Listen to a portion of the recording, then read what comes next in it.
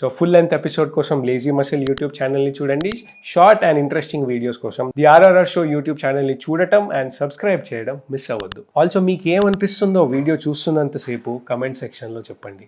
And I have also seen some videos that they have superpowers, they can fly, they can move mountains, and if they think about some place in their mind, they can transport themselves within seconds to that position, to that place. Yes. Is it true or written in the scriptures? Is it true or? It is mentioned in scripture, and Buddha also had this, Okay. So Buddha mentioned about 3 kinds of miracles, So he said first miracle is that you can read somebody's mind, what they are thinking, everything, clearly.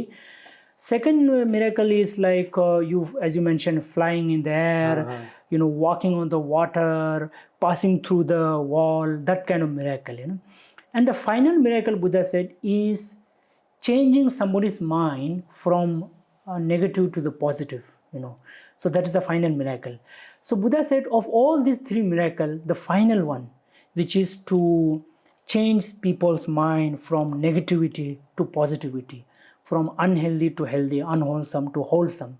So Buddha said that is the foremost miracle and that is the most important miracle, Buddha said this because there was one rich man and he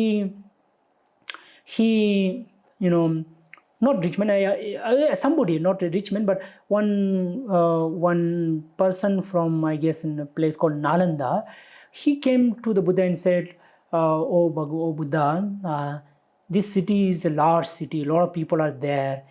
If you depute some monk to show some miracles, then people will come to you, they will follow you and they can then understand that you are teaching. Marketing. Marketing kind of thing. So Buddha said, no, that's not the way, because people will just come for that and they will, they will see the miracle and then they will be like, okay, this much, it will be like that, So like even if you sometimes look at the magician in today's time, they do all kinds of things. Like these days you hear about people reading the mind and all those things, but those are like any other miracle. Like for example, this video and audio that you have is also a miracle, don't you think so? It's also a miracle. So, but Buddha is saying that these are the worldly miracles. They are not so much important for humanity actually, People will be wow in the beginning, but then they are like, okay, this much, so in what way it helps me? Say somebody you have the power to fly and all that, in what way that helps me? Correct. It doesn't help me, right? So Buddha said the final miracle, which is teaching Dhamma. So Buddha said the gift of Dhamma is the highest gift, The teaching, the Dhamma is the Dharma, what we call, is highest, is most powerful, is most important, is most helpful for us as an individual, So therefore, but then Buddha had this, had these miracles, and many other saintly monks have, and even today also we have monks, in some of the places where the monks who are spiritually very evolved, And Buddha also used to use this miracle to help people to say bring spiritual transformation, to help them to come to spirituality, So he used to use that not to impress people, but wherever necessary, not always. In some cases where he thinks, oh, it is necessary to use this mind reading thing, or in some cases he used to, for example, first time when Buddha came to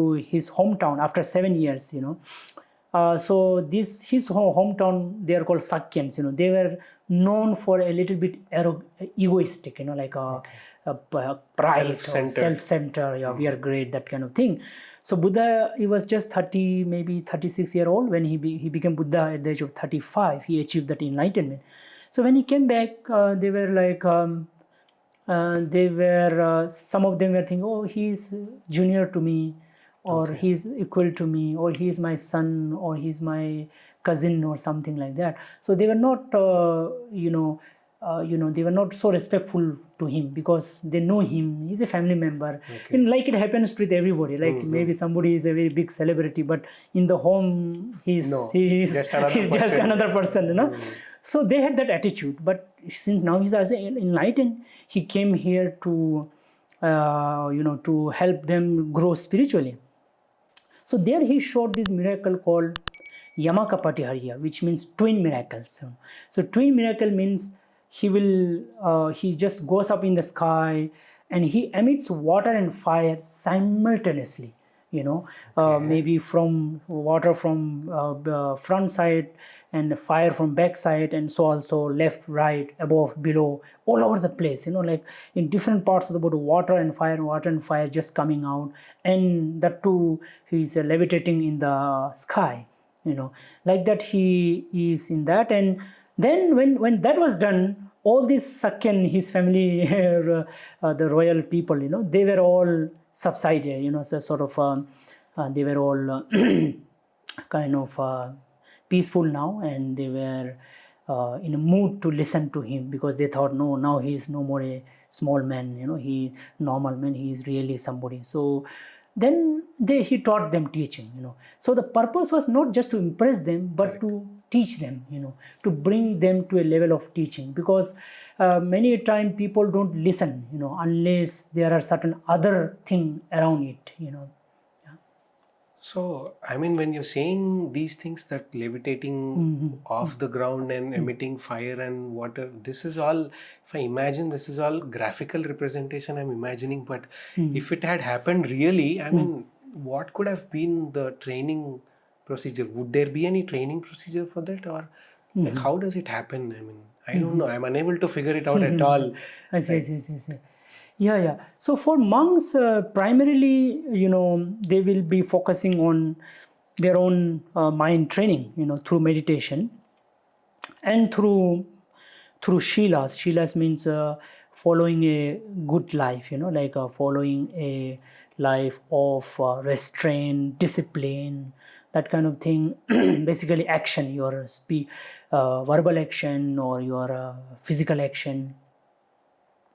So that is the thing, and meditation, but when you meditate, depending on the kind of meditation you are doing, these are, you can say, the byproduct of your meditation.